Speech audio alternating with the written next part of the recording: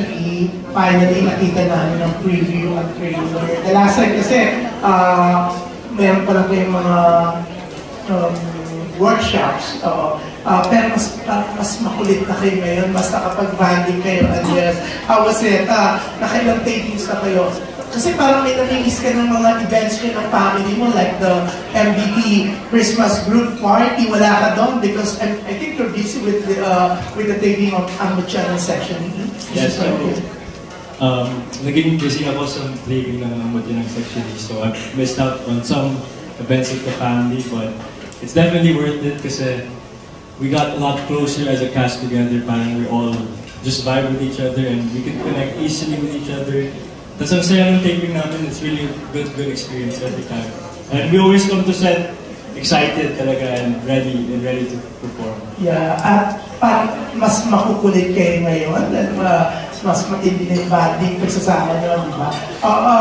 Nagkukwento ka like kay Atasha, your mom, Charlene, your father, Aga, regarding your TV o knowing Aga and Charlene, I'm sure sila yung nagtatanong pa against it. Yes, so I like to always make them kwento about how the day went really and how the sequences went and maybe the things that I learned that day as well. I really enjoy telling them about those things because they also can relate, right? And they can share their experiences and how they apply it as well. Siyempre, meron ka ng the first family so we're sure hindi ka masyadong nalibago with the taping, di ba? Pero how was it? Can you make kwento? How's your co-stars? So the first family, kasi it's sitcom style and usually we do like 1 or 2 takes and it's just, the cameras are already set up. Pero dito kasi, sa Mutya, naninibago ako kasi may reverse angle, wide angle type shot. It's like movie. Yes, it's like a movie talaga. So it's all new to me. And of course, the great director that is directed and is guiding us throughout this whole experience. So it's all really a learning experience every time I come to the set.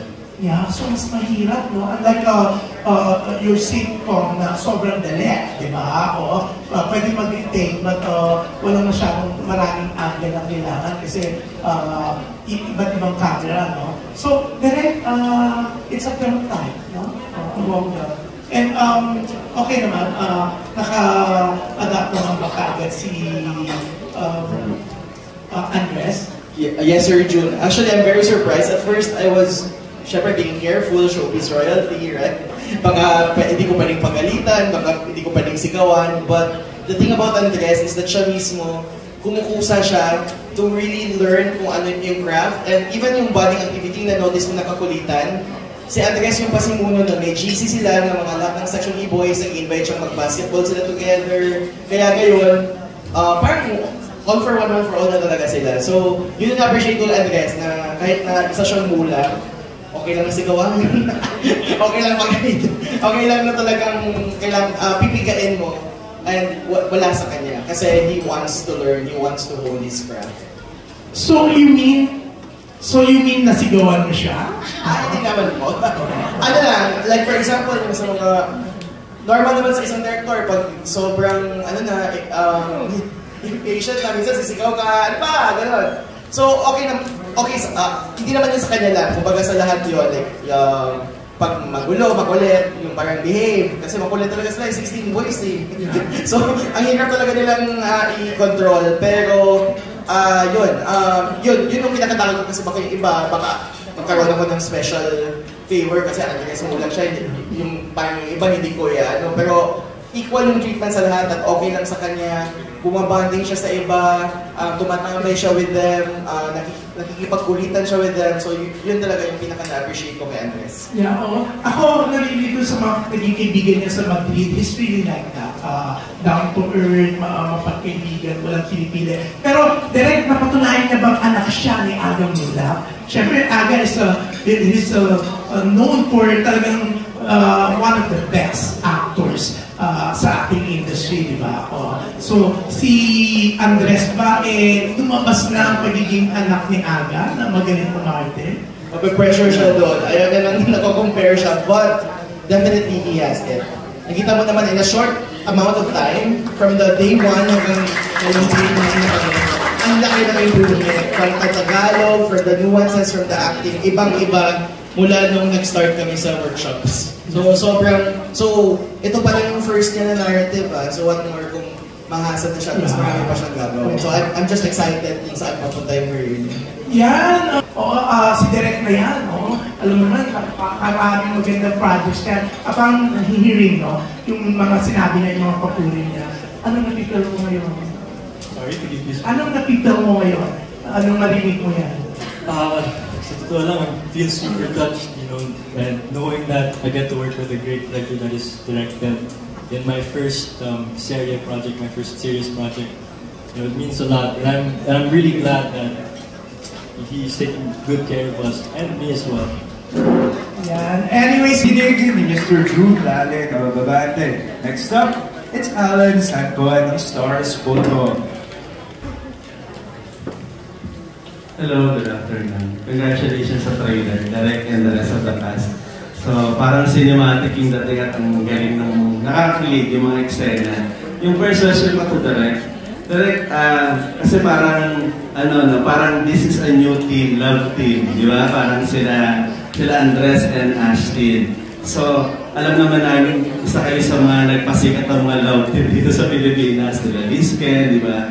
How is it working with them? At anong nakikita niyong potential dito sa bagong love team na to? Andres and Ashtin.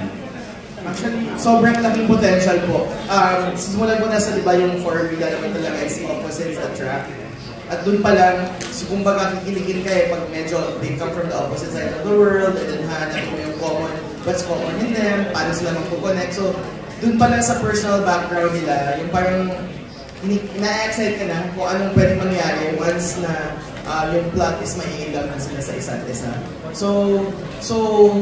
Pero yung ako naman personally din, in launching a love team, hindi naman talaga siya dahil lang doon. Dapat din minumo nila yung craft nila, yung acting nila, at yun naman yung gusto ko sa dalawa. Like si Ashtin, sobrang, she worked hard to get this role. She's been in the business for many years already, and finally, she got this big role. At talaga naman sa set, kitang-kita mo yung hunger niya, yung gigil niya na patunayan yung sarili niya. That's what I appreciate about her. Nagtutulungan sila. And yun, so kumbaga, ayokong sabihin na sila na yung next big thing. But of course, with the, sana nga, gano'n. Para nakaka-proud naman kasi syempre parang mga anak ko na rin sila. Wow. So parang,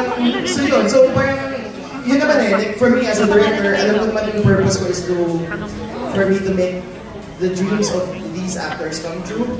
And if that means because of this project, they really did big in their future, in their career, then I will be very happy already. Thank you, Direk. Yung last question ko to the three lead cast, Robin, Andres, and Ashtin. Kasi parang you will lead the group. Kumbaga kayo yung pinaka-head of these three, di ba yung Matiana section. Especially to Andres and Ashtin and Robin, how you work on your chemistry. Kasi nakita namin doon pa lang sa trailer kanina, like yung eksena ni Andres sa ni Ashtin, yung pagpindot ng ilong, like that. So parang how you work on that? Parang nag-usap ba kayo or parang nag-workshop ba kayo? Yeah.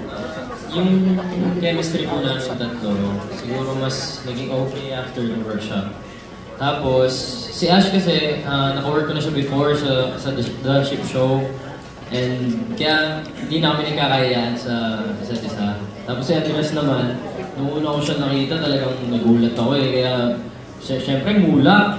Tapos, ang gwapo, tangkad, parang kinakabahan ako may pagtrabaho sa kanya. Pero ayun, after the workshop, nag-aayaya na siya lumabas, nag-basketball kami, nag-food trip, kung saan. Ayun, naka-close ko na si Andres, kaya nawala na iya ako sa kanya. Tapos, ayun, ang ganda na ng mga scenes namin. Abangan niyo guys. Ashtin, sabi nga launching mo to, napakalaking big break sa'yo. Opo. Ayun din, katulad din sinabi ni Rami, nagkasama na po kasi kami sa work before, so hindi na po ako gano'n nahirapan at hindi po ako medyo nila sa kanya.